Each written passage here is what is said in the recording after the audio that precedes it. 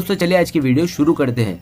दोस्तों वीडियो शुरू करने से पहले मैं आपको एक बात बता दूं कि आपने अभी तक हमारे इस चैनल को सब्सक्राइब नहीं किया हो तो नीचे पर आपको ग्रीन बटन में सब्सक्राइब करके लिखा रहा होगा, इसके ऊपर क्लिक कर लीजिए और साइड में नोटिफिकेशन बेल भी आएगा, उसको भी क्लिक कर लें ताकि आपको मिल सके हमारे अगले वीडियो की नोटिफिकेशन सबसे पहले और आप कुछ नया नया सीख सके।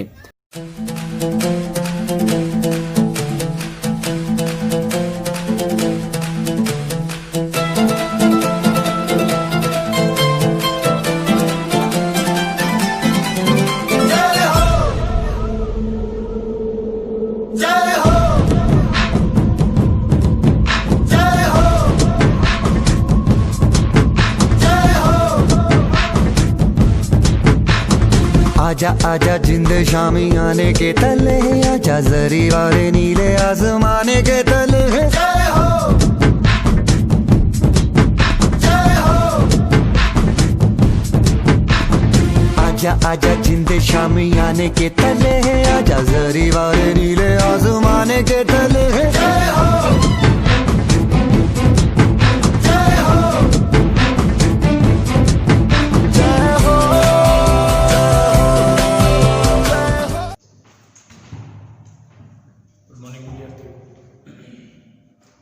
ચિત્ર 11 વધીએ આપણે દ્વૈત સ્વભાવમાં વિકિરણ દ્રવ્યના દ્વૈત સ્વભાવમાં આપણે નેક્સ્ટ પોઈન્ટ ભણી રહ્યા છીએ ફોટો ઇલેક્ટ્રિક અસરની પ્રાયોગિકો ફોટો ઇલેક્ટ્રિક અસરની પ્રાયોગિક ગોઠવો આવી શૂન્યાવકાશી કાચની નળી છે શૂન્યાવકાશી નળી આ છે ક્વાર્ટઝ વિન્ડો કે જેમાંથી પ્રકાશ આપાત થઈ શકે। અહીંયા ઉદ્ગમ તરીકે છે સૂર્ય।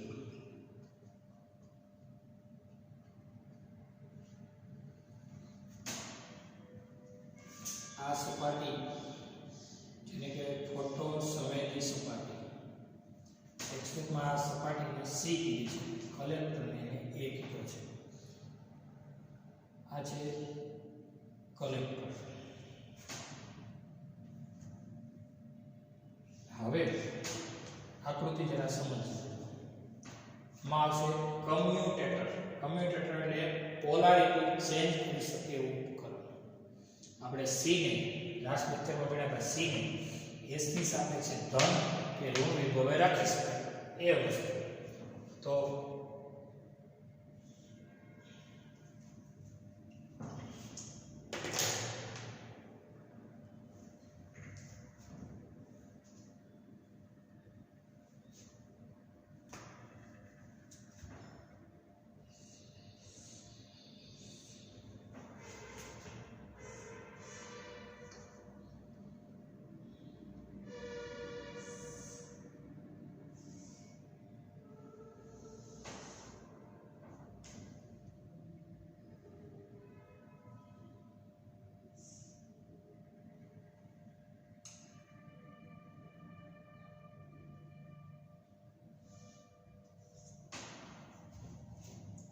એસ નો છેડો છે અને સી નો છે।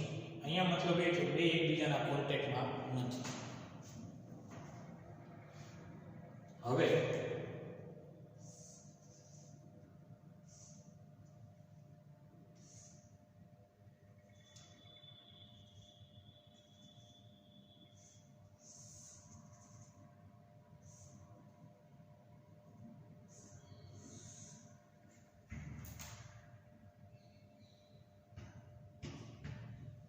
બે છેડા વચ્ચે વિદ્યુત સ્થિતિમાનનો તફાવત માપી શકે એવું વોલ્ટમીટર। પ્રવાહદર્શક યંત્ર માઇક્રોમીટર છે રિવર્સ્ટેટ।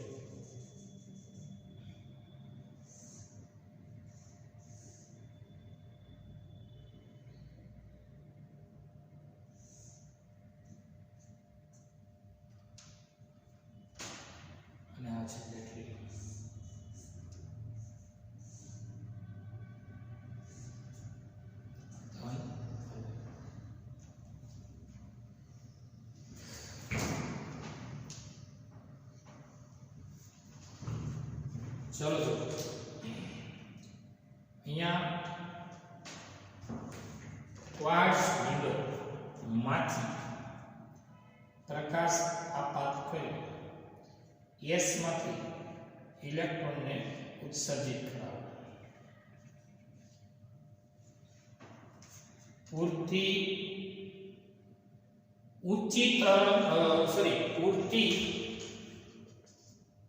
ઊંચી આવૃત્તિ અથવા નીચી તરંગ લંબાઈ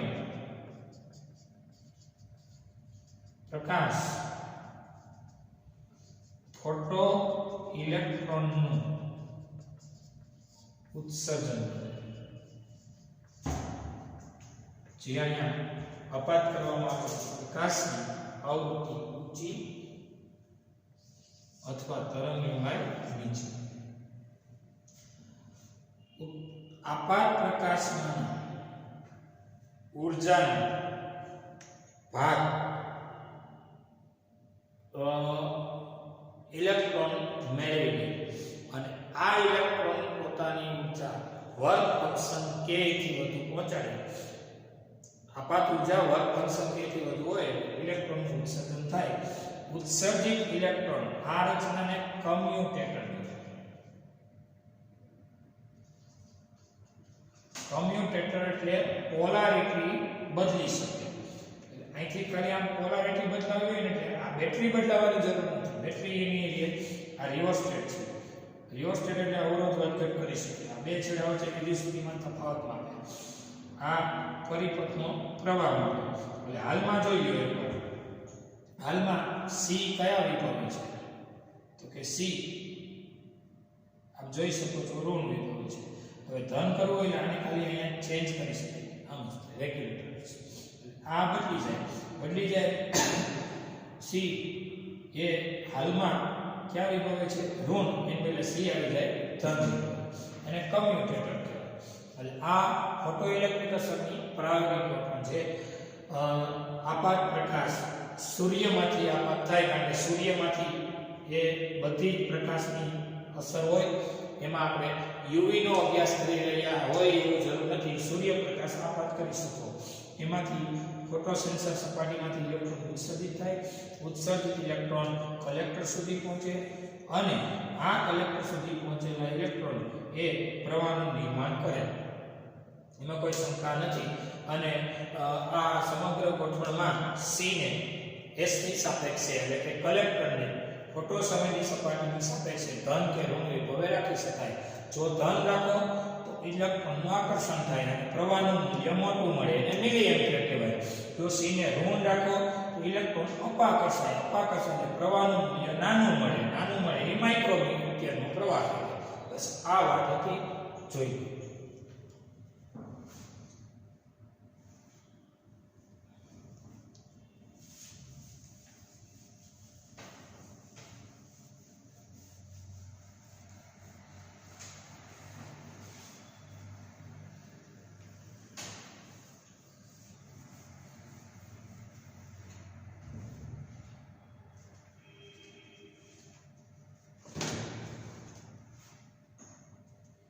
હવે નેક્સ્ટ પોઈન્ટ ફોટો ઇલેક્ટ્રિક અસર પર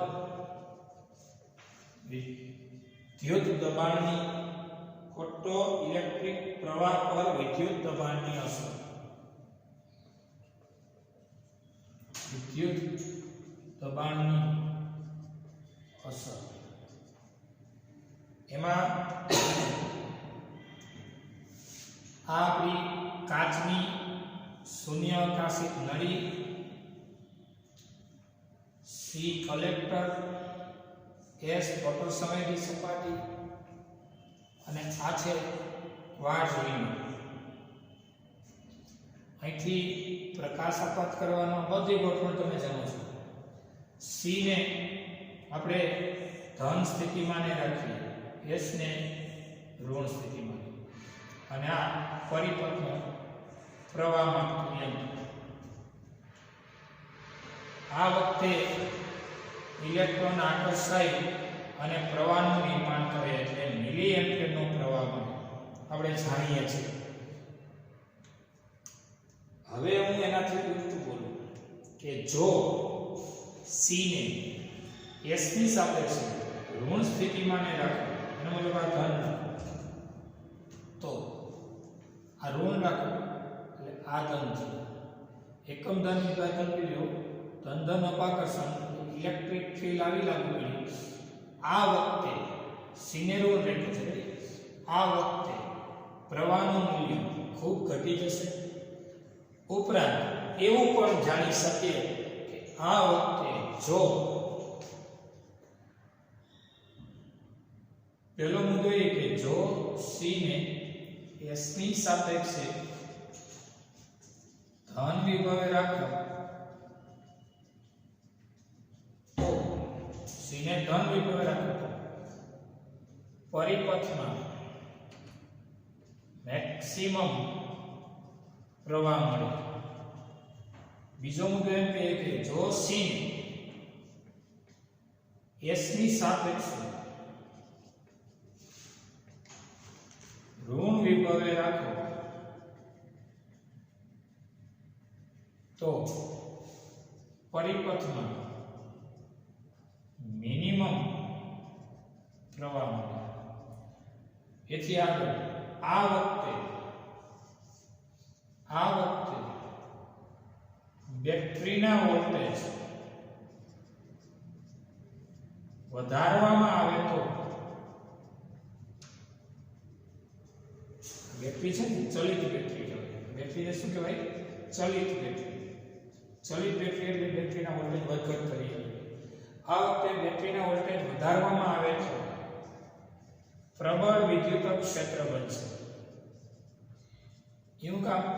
કારણ કે V બરાબર EB, એનો મતલબ V ચલે છે E. બેટરીના વોલ્ટેજ વધારો તો ક્ષેત્ર પણ પ્રબળ બને. અને આ પ્રબળ ક્ષેત્રને કારણે શું થાય? આ પ્રબળ ક્ષેત્ર ને લીધે આપાત પ્રકાશ દ્વારા ઉત્સર્જિત ઇલેક્ટ્રોન આપાત પ્રકાશ દ્વારા ઉત્સર્જિત ઇલેક્ટ્રોન એનું શું થશે? તો કે એ ઇલેક્ટ્રોન ક્ષેત્રને કારણે પ્લેટમાંથી ઉત્સર્જિત ઇલેક્ટ્રોન બાહ્ય ક્ષેત્રનો ઇલેક્ટ્રોનને બાહ્ય ક્ષેત્ર દ્વારા વિરોધ કરે. પરંતુ ઉત્સર્જિત ઇલેક્ટ્રોનમાંના જે ઇલેક્ટ્રોન પાસે આ ક્ષેત્રનો વિરોધ કરવાની ઊર્જા હોય, આવા ઇલેક્ટ્રોન કલેક્ટર સુધી પહોંચી, ક્યાં પહોંચી? કલેક્ટર સુધી પહોંચી પ્રવાહનું નિર્માણ કરે. ઇલેક્ટ્રોન કલેક્ટર સુધી પહોંચી પ્રવાહનું નિર્માણ કરે. પાછું પરંતુ બેટરીના વોલ્ટેજ હજુ વધારતા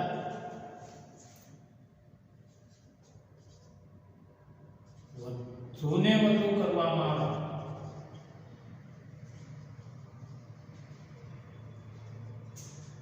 આ વખતે S માના ઇલેક્ટ્રોન S માંથી ઉત્સર્જિત ઇલેક્ટ્રોન S માંથી ઉત્સર્જિત ઇલેક્ટ્રોન C પર પહોંચી ન શકે આ વખતની ઇલેક્ટ્રોનની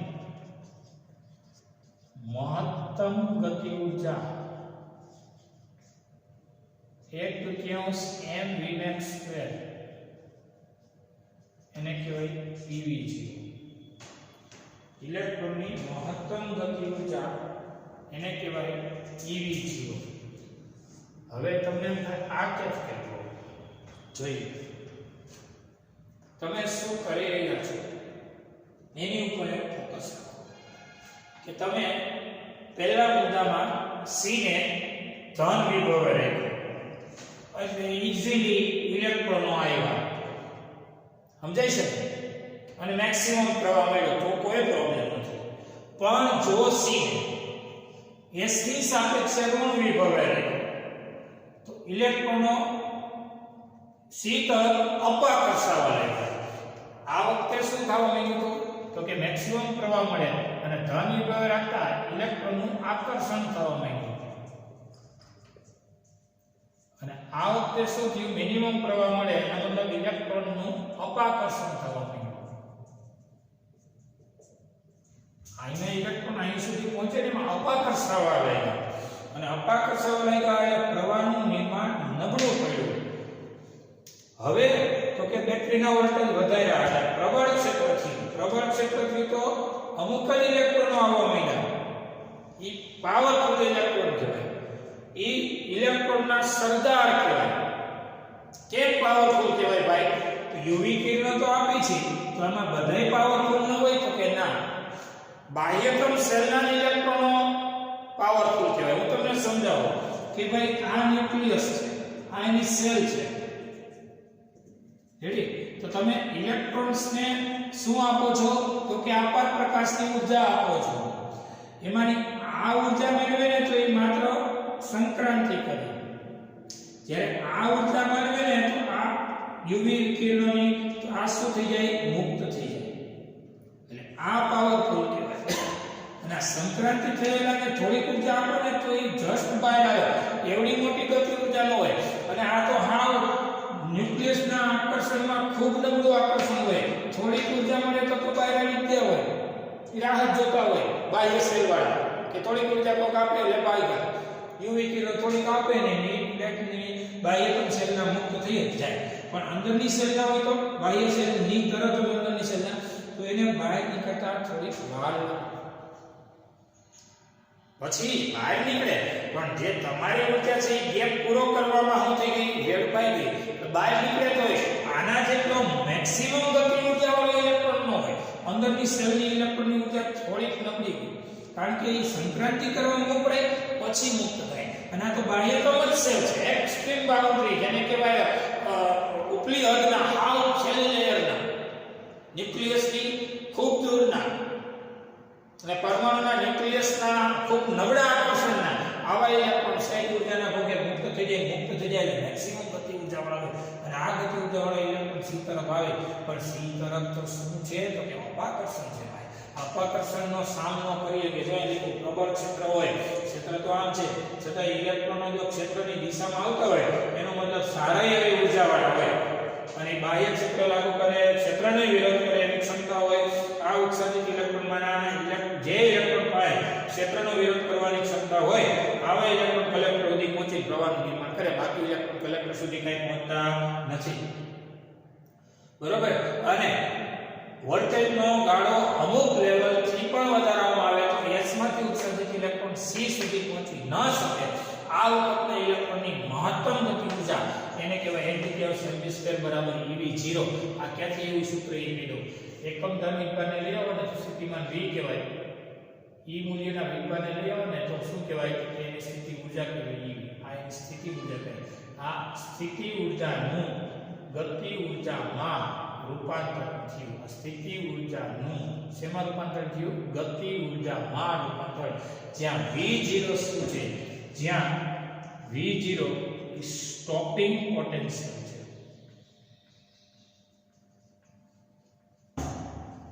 V0 સ્ટોપિંગ વોલ્ટેજ છે. સ્ટોપિંગ વોલ્ટેજ એટલે વોલ્ટેજનું એક એવું મૂલ્ય જે વખતે S માંના ઇલેક્ટ્રોન C સુધી પહોંચવાને બદલે ઇલેક્ટ્રોન એ શું થઈ જાય સ્ટોપ થઈ જાય દાખલા તરીકે અહીંયા પહોંચી ગયો અને હવે એની ગતિ સ્ટોપ થઈ ગઈ શા માટે સ્ટોપ થઈ ગઈ કારણ કે આ પ્રબળ ક્ષેત્રનો સામનો કરીને C સુધી પહોંચવા હવે એની પાસે ઊર્જા નથી આ વખતના વોલ્ટેજને સ્ટોપિંગ વોલ્ટેજ કહેવાય સમજાય છે રેગ્યુલર વોલ્ટેજને V કહેવાય ઇલેક્ટ્રોનની ગતિને સ્ટોપ કરાવી દે એવા વોલ્ટેજને સ્ટોપિંગ વોલ્ટેજ અથવા સ્ટોપિંગ પોટેન્શિયલ ઇલેક્ટ્રોનની ગતિને સ્ટોપ કોણ કરાવે બાહ્ય ક્ષેત્ર આ નહીં આ તો આપાત ઊર્જા છે જેના ભોગે ઇલેક્ટ્રોન ઉત્સર્જિત થાય છે આ ઇલેક્ટ્રોન શરૂઆતમાં ને ધન રાખવાથી તો આરામથી આકર્ષાઈ જતા હતા કોઈ પ્રોબ્લેમ નહોતો પછી પોલારિટી બદલીને કમ્યુટેટરે બદલાય અને આગલી આકૃતિ પોલારિટી બદલીને આને ઋણ કરી નાખો તો શું થયું તો કે ઇલેક્ટ્રોનો અપાકર્ષાવા લાગ્યા છતાંય પ્રવાહનું નિર્માણ મિલી એમ્પિયરની બદલે માઇક્રો એમ્પિયરનું થવા માંડ્યું એમાંય શંકા નથી પણ હવે શું થયું તો કે હવે એના વોલ્ટેજ મેક્સિમમ કરને કા વોલ્ટેજનું એક એવું મૂલ્ય કરી નાખ્યું કે જેમાં C સુધી પહોંચતા ઇલેક્ટ્રોન પહોંચવાને બદલે સ્ટોપ થઈ જાય એટલે પ્રવાહનું નિર્માણ ન થાય પ્રવાહનું નિર્માણ તો થાય કે ગતિશીલ વીજભારો આમાં વાહકતામાંથી પસાર થાય I બરાબર Q/T Q બરાબર N/T પ્રવાહનું નિર્માણ ન થાય તો આ વખતના વોલ્ટેજને સ્ટોપિંગ વોલ્ટેજ કહેવાય અથવા તો સ્ટોપિંગ પોટેન્શિયલ કહેવાય એટલે બેટરીના એક એવું લઘુત્તમ વોલ્ટેજનું મૂલ્ય કે જે વખતે S માંના ઉત્સર્જિત ઇલેક્ટ્રોન C પર પહોંચવાને બદલે રસ્તામાં સ્ટોપ થઈ જાય તો આ વખતના બેટરીના વોલ્ટેજને સ્ટોપિંગ વોલ્ટેજ અથવા સ્ટોપિંગ પોટેન્શિયલ કહે છે સમજાય છે જોઈએ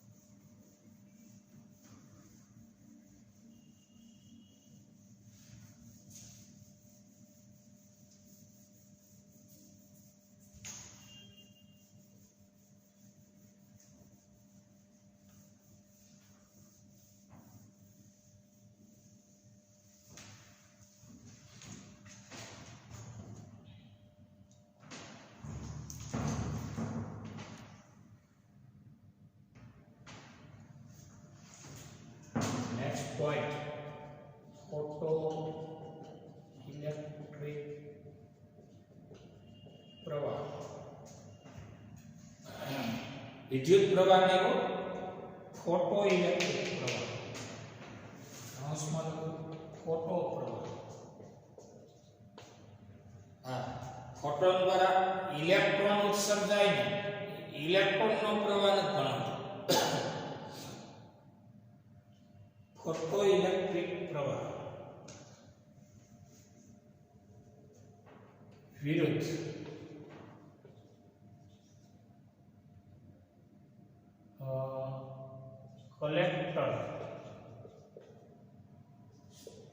કલેક્ટર પ્લેટ સ્થિતિમાન નો આલેખ સમજાવો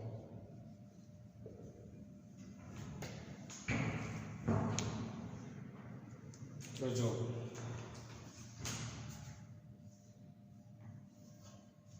આ છે ફોટો ઇલેક્ટ્રિક પ્રવાહ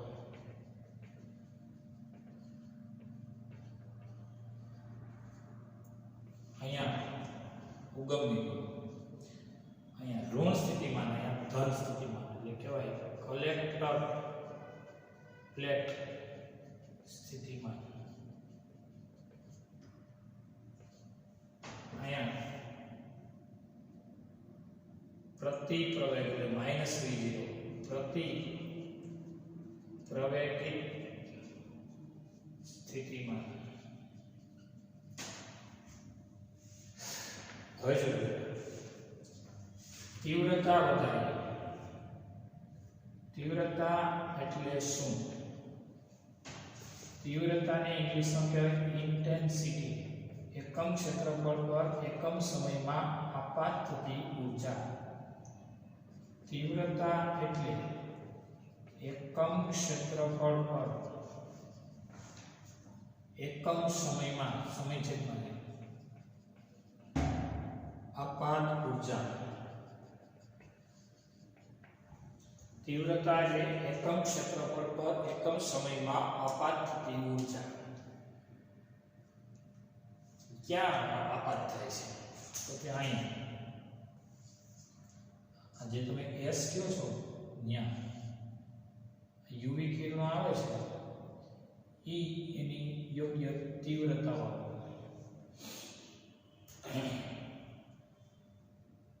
તો તમને એમ થાય વધુ તીવ્રતા વાળો હોય તો વધુ ઉર્જા હોય અને ઉર્જાનું સૂત્ર થાય E બરાબર 1 hf પરથી NH એક ફોટોનની ઉર્જા હોય ને એને કહેવાય hf તો n ફોટોનની ઉર્જા હોય ને એને કહેવાય NH ફોટોનની ઉર્જા હોય hf કેમિસ્ટ્રીમાં તમારે આવ્યું આપણે આમ આવશે કે અત્યારે જરા સાંભળ્યું ફોટોન નંબર વધે તીવ્રતા વધારો એટલે આટલી પછી આટલી વધારે તીવ્રતાના વધારા સાથે ફોટો ઇલેક્ટ્રિક પ્રવાહ એટલે કે ફોટો પ્રવાહ વધે છે તીવ્રતા વધારે એટલે મોટી 3 પછી એથી નાની 2 એથી નાની 1 આ તીવ્રતાનું લેવલ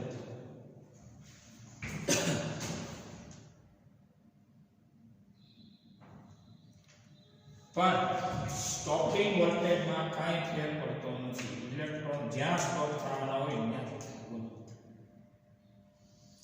આ જગ્યાએ આ લેવલે સ્ટોપ થાય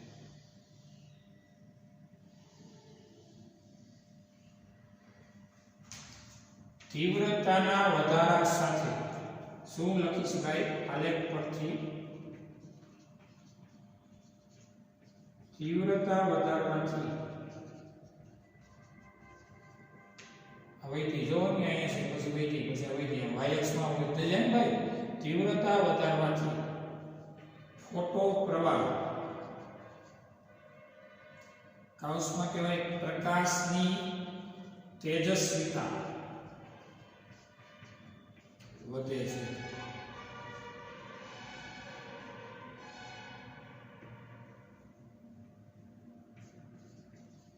તીવ્રતા વધારવાથી પ્રકાશ વધુ તેજસ્વી બને છે પરંતુ તીવ્રતા વધારવાથી બીજો મુદ્દો એમ કહી ગઈ પરંતુ તીવ્રતા વધારવાથી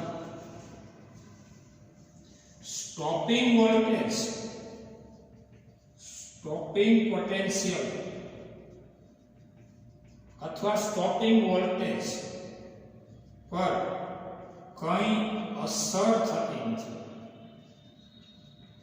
એવું કામ તો કે તીવ્રતા વધારો તમે આ જે વિંડોમાંથી વધુ તીવ્રતા વાળો પ્રકાશ ફેંકો તો શું થાય તો કે તીવ્રતા વધારવાથી E બરાબર એને છે વધુ ઊર્જા વાળા ફોટોન નીકળે જો તીવ્રતા વધારવાથી શું વધે તો કે ફોટોન નંબર વધે એટલે કે જથ્થો વધે ફોટોનનો જથ્થો વધે તો જથ્થો વધે એટલે એમ કહેવાય કે વધુ તેજસ્વી પ્રકાશ આવ્યા કરે તીવ્રતા વધારો એટલે ફોટો ઇલેક્ટ્રિક પ્રવાહ એટલે ફોટો પ્રવાહ જેને કહે વધુ ગ્લેર વાળો વધુ ફ્લક્સ વાળો પ્રકાશ આવે પરંતુ ઇલેક્ટ્રોન તો ત્યાં સ્ટોપ થાય ઇલેક્ટ્રોનને સ્ટોપ કરવા માટે શું વધારવામાં આવે ને એના પછીના લેવલમાં આલેખમાં છે એમાં આવૃત્તિ વધારવી પડશે તીવ્રતાથી કાંઈ ફેર ન પડે તીવ્રતા એટલે તમને કહી દઉં દાખલા તરીકે યુવી પ્રકાશ છે, યુવી પ્રકાશ એ જે કાંઈ તરંગ લંબાઈ વાળો હોય એમાં તીવ્રતા વધારો એટલે ફોટોન નંબર વધી જાય. દાખલા તરીકે 1 મીટર સ્ક્વેરમાં 1 સેકન્ડમાં આપાત ફોટોન 500 આવતા હતા એને બદલે 5000 આવવા માંડ્યા. ફોટોન નંબર વધ્યા, ઊર્જા નથી વધી ભાઈ. તમને પહેલા લેક્ચરથી કીધું હતું કે આપાત પ્રકાશની ઊર્જા વધારો ને તો એ ઊર્જા વર્ક ફંક્શન કે જે વધુ થાય ને તો ઇલેક્ટ્રોન બહાર આવે. અને ઊર્જા વધારો તો ઇલેક્ટ્રોન ધડાધડ બહાર આવે. આપણે ઊર્જા તો વધારી જ નથી, તીવ્રતા વધારી એટલે ફોટોન નંબર વધાર્યા છે ભાઈ. અને ફોટોન નંબર વધારે, એક ફોટોન હોય તો ઊર્જા hf કહેવાય, એક ફોટોન હોય તો ઊર્જા nhf કહેવાય. એટલે ફોટોન નંબર વધ્યા છે. અને એ જથ્થાબંધ ફોટોન્સ આવે. પણ હવે હું તમને એમ કહું, દરેક ફોટોન પાસે ક્ષમતા શું હોય તો કે ન્યુક્લિયસમાં સેલમાંના ઇલેક્ટ્રોનને સેલમાંથી છૂટો કરવાની ક્ષમતા કોની પાસે હોય? ફોટોન પાસે. ફોટોન એક આવતો હોય એન બદલે બે આવે તો ઇલેક્ટ્રોનને તો લાગુ તો એક જ પડે, બીજો આવ્યો એ બીજા કોઈ ઇલેક્ટ્રોનને લાગુ પડે. કઈ મગજમાં બેસે છે? તમે એક ઇલેક્ટ્રોન એક ફોટોન આવવા દીધો તો સેલના કોઈ એક ઇલેક્ટ્રોનને ઉત્સર્જિત કરાવે, બીજો આવવા દીધો એ તો બીજી કઈક સેલમાં જઈને ઇલેક્ટ્રોનને ઉત્સર્જન કરે. કારણ કે ત્યાં જથ્થાબંધ ઇલેક્ટ્રોન્સ હોય અને જથ્થાબંધ તમે ફોટોન્સ આપાત કરો. કઈ એક આરે બધાય ફોટોન એક ઇલેક્ટ્રોન ઉપર આક્રમણ કરતા નથી. સમજાય છે? એક સાથે બધા જ ફોટોન કોઈ સેલના એક ઇલેક્ટ્રોન ઉપર એટેક કરતા નથી. તો શું કરે છે? લગભગ તો એક ફોટોન એક ઇલેક્ટ્રોન માટે ઊર્જા આપી દે છે. એટલે તમે ફોટોન નંબર વધારો તો શું થાય? ફોટોન નંબર વધારો તો શું થાય? તો કે ફોટોન નંબર વધ્યા પણ એની ઊર્જા તો વધી નથી. કારણ કે ઊર્જા નથી વધી એનો માટેનો જવાબદાર એ વાત છે કે દરેક ફોટોન એ પોતાની યોગ્ય ફ્રીક્વન્સીની એ ઉદ્ગમનો ગુણ છે. ફ્રીક્વન્સી એટલે આવૃત્તિ ઉદ્ગમનો ગુણ. આલે ઘણું કહેવા માંગે છે તમે તીવ્રતા વધારો. એટલે તીવ્રતા વધારો ને એટલે શું થાય તો કે તીવ્રતા વધારવાથી પ્રકાશ એકનો એક જ રાખો. દાખલા તરીકે યુવી પ્રકાશ રાખો. યુવી પ્રકાશના લેયર હોય, આપણે જા ની વા લી પ્રી ના ને રા હોય ને તો એ આ રાતો કહેવાય. જો આ રાતો અને આ જાંબુ. જો હવે તમે હું બતાવ્યું છે તો કે લાલ માંથી તમે જાંબલી કરી નાખ્યું છે. એક મિનિટ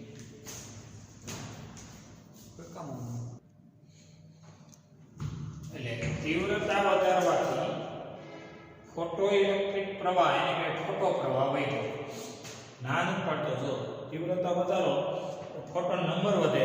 એટલે ફોટોન નંબર વધે તો આ વધી જાય, વધુ તીવ્ર પ્રકાશ આપાત થાય. આને કહેવાય વધુ તીવ્રતા. પણ એ વધુ તીવ્રતાને કારણે ઇલેક્ટ્રોન જ્યાં સ્ટોપ થવાનો તો ત્યાં જ સ્ટોપ થઈ જાય છે. કારણ કે આપણે આને ઋણ સ્થિતિમાં રાખ્યું છે. વધુ તીવ્રતા વાળો હોય એટલે વધુ ફોટોન્સ તમે આપાત કર્યા છે. કઈ નવીન આપાત નથી કર્યું. શું વધુ આપાત કર્યા છે? ફોટોન આપાત કર્યા. તીવ્રતા વધે એનો મતલબ ફોટોન નંબર વધે. તીવ્રતા ચલે છે n એટલે કે ફોટોન નંબર. વધુ તીવ્રતા વાળો પ્રકાશ હોય, વધુ ફોટોન આપાત કરો છો, પરિણામે ઇલેક્ટ્રોન તો જ્યાં સ્ટોપ થવાનો હોય ત્યાં સ્ટોપ થાય. ઊર્જા તમે વધારી નથી, જથ્થો વધાર્યો છે.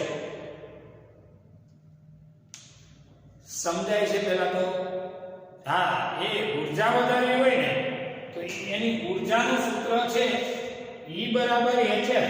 એમાં ફ્રીક્વન્સી વધારો ને તો એનર્જી વધે. E બરાબર hf પરથી h પ્લાન કરે છે. E ચલે છે f. જો f વધારો ને તો એનર્જી વધે. એ આપણે ચર્ચા કરીશું. હાલમાં તો શું વધારી છે તમે? તીવ્રતા. તો તીવ્રતા વધારવાથી શું વધ્યા? ફોટોન નંબર વધ્યા. જથ્થાબંધ ફોટોન્સ આવ્યા. એની ઉપર આપણે ત્યાં ફોટો સંવેદી સપાટી પર પરિણામે ઇલેક્ટ્રોન ઉત્સર્જિત થયા. પણ એ ઇલેક્ટ્રોન ઉત્સર્જિત જથ્થાબંધ થયા એમાંય ના.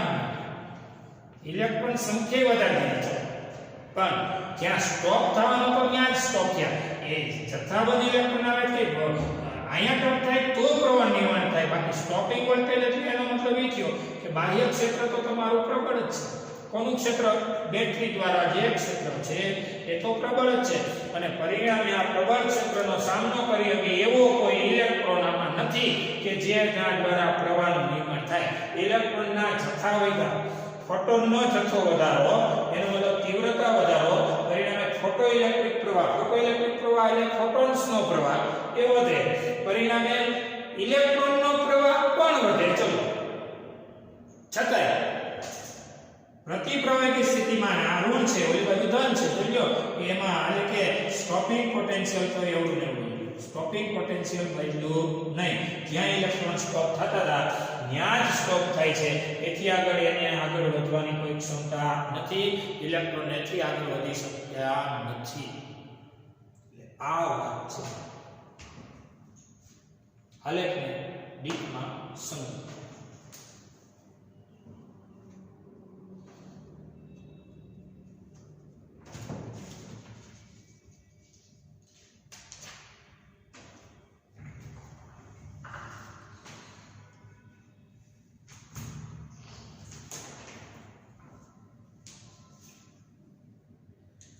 એટલે એક આલેખ આવો થઈ ગયો. ફોટો ઇલેક્ટ્રિક પ્રવાહ વિરુદ્ધ પ્રકાશની તીવ્રતા. પ્રકાશની તીવ્રતા વિરુદ્ધ ફોટો ઇલેક્ટ્રિક પ્રવાહ. આલેખ જોઈ.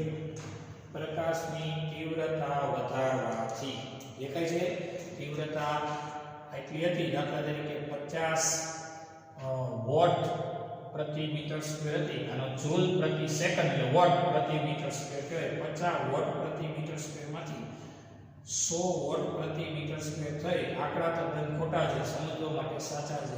એના પછી 150 વોટ પ્રતિ મીટર સ્ક્વેર કરી શું વધારી? તીવ્રતાનું મૂલ્ય વધાર્યું. તીવ્રતા વધી એમ ફોટો ઇલેક્ટ્રોન વધ્યા. આલેખ આવો મળે છે. આલેખ કેવો મળે છે? સુરેખ મળે છે.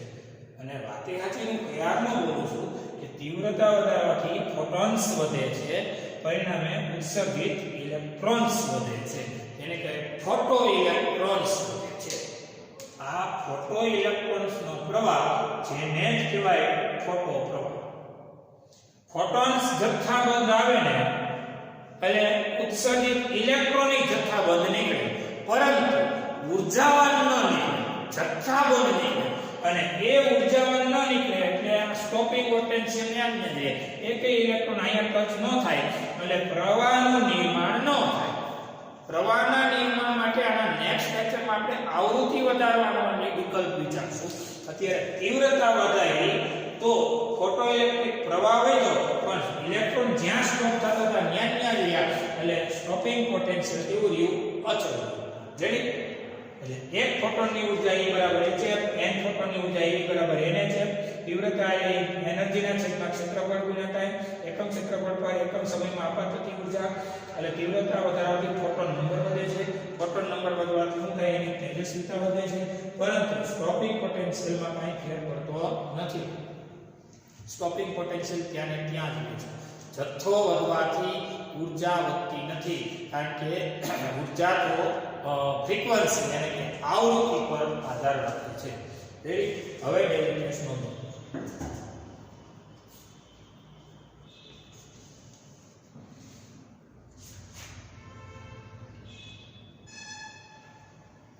પહેલો પ્રશ્ન, ફોટો ઇલેક્ટ્રિક અસરનો પ્રાયોગિક અભ્યાસ.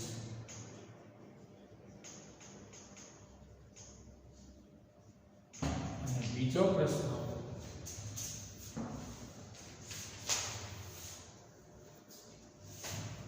ફોટો ઇલેક્ટ્રિક અસર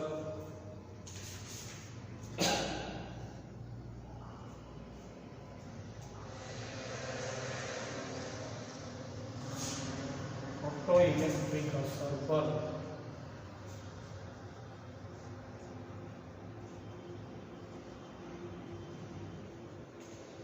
આપાત પ્રકાશની તીવ્રતાનો અભ્યાસ શું થાય છે તીવ્રતાનો અભ્યાસ આ આલેખી દોરવાનો થાય એની સમજૂતી આપવાની થાય અને આ આલેખ દોરવાનો થાય જ કહું છું તીવ્રતા સુધીનો અભ્યાસ કમ્પ્લીટ કરો આવૃત્તિનો અભ્યાસ આપણે નેક્સ્ટ લેક્ચરમાં કરીશું બે ડેલી ટેસ્ટમાં નોંધી લો અહીંયા આપણો લેક્ચર પૂરો થયો છે